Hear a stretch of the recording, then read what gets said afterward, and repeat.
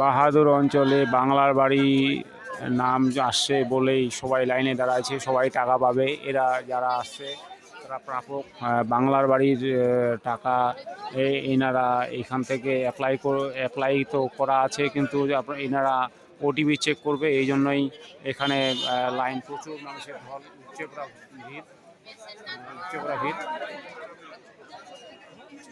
প্রচুর মানুষের ঢল।